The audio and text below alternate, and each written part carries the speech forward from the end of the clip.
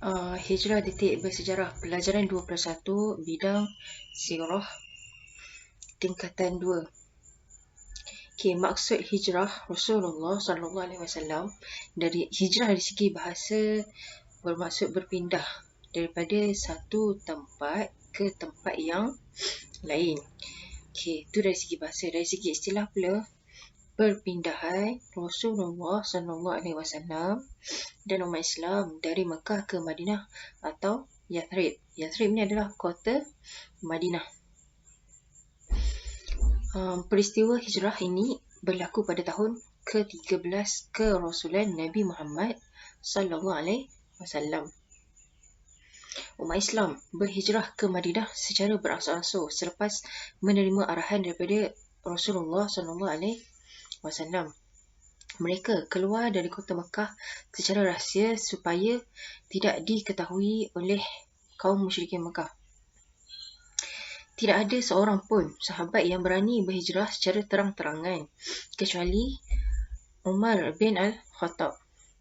Kita kenal Saidina Umar bin Al-Khattab ni adalah antara sahabat yang digeruni oleh kaum musyrikin Quraisy. Sebab itulah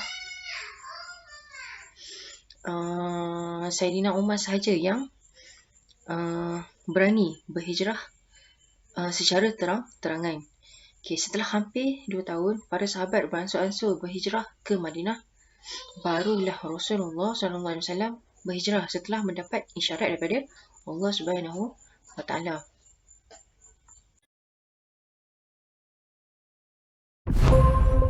Apakah faktor yang mendorong berlakunya hijrah Rasulullah SAW daripada Makkah ke Madinah ataupun kota Yathrib?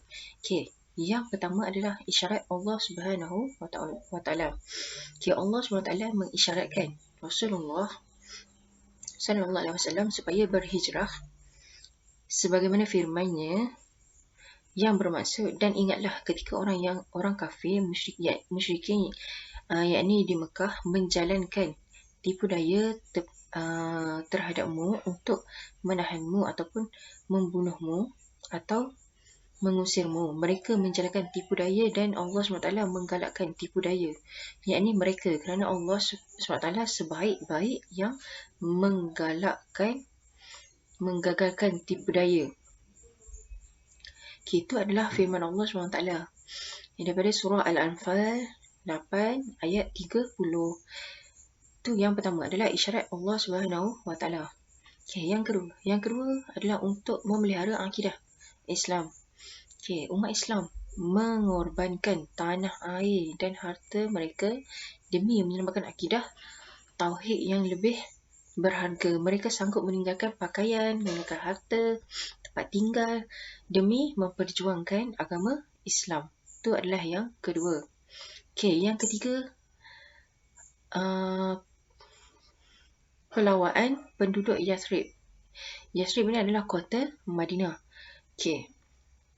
Sekumpulan penduduk Yathrib telah mempelawa Rasulullah SAW untuk menjadi pemimpin mereka di Yathrib. Rasulullah SAW mengadakan Bai'atul Aqabah pertama dan Bai'atul Aqabah kedua dengan sekumpulan penduduk di Yathrib. Baginda telah menghantar Mus'ab bin Umair untuk berdakwah dan mengajar Al-Quran kepada penduduk Yathrib. Itu adalah faktor yang mendorong berlakunya hijrah yang ketiga. Yang keempat adalah penentangan musyrikin Quraisy semakin kuat. Musyrikin Mekah melakukan pelbagai bentuk penentangan, termasuklah penyiksaan terhadap umat Islam. Tekanan ke atas umat Islam ni, tekanan ke atas Rasulullah SAW pula semakin hebat. Terutamanya selepas kematian bapa saudara baginda, iaitu Abu Talib. Kemuncak kepada penentangan mereka kemuncak kepada penentangan mereka ialah mereka berpakat di Darun Nadwah untuk membunuh Rasulullah sallallahu alaihi wasallam. Itu adalah 4 faktor kenapa berlakunya hijrah Rasulullah daripada Makkah ke Madinah. Okey, tu keempat-empatnya. Okey, antara isi kandungan Bai'atul Aqabah pertama adalah, yang pertama adalah tidak menyekutukan Allah Subhanahu wa taala. Mereka tidak boleh menyekutukan Allah Subhanahu wa taala. Yang kedua, mereka tidak boleh mencuri. Yang ketiga, mereka tidak boleh berzina. Yang keempat, mereka tidak boleh membunuh anak. Yang kelima, mereka tidak mengada-adakan dusta, tidak mengada-adakan dusta, maksudnya tidak boleh berbohong. Okey, seterusnya, mereka tidak boleh menderhakai perkara-perkara yang baik. Itu adalah isi kandungan Bai'atul Aqabah yang pertama. Okey, isi kandungan Bai'atul Aqabah yang kedua adalah mereka mestilah melindungi dan mempertahankan Rasulullah SAW seperti melindungi keluarga sendiri. Sebagaimana dia jaga diri sendiri, seperti itulah mereka wajib mempertahankan Rasulullah SAW. Okey, itu adalah dua isi kandungan Bai'atul Aqabah. Dua-dua Bai'atul Aqabah, yang pertama dan kedua. Okey, antara orang yang terawal berhijrah termasuklah Abu Salamah. Beliau tidak dapat membawa isteri dan anaknya berhijrah bersama-sama kerana dihalang oleh anggota keluarganya.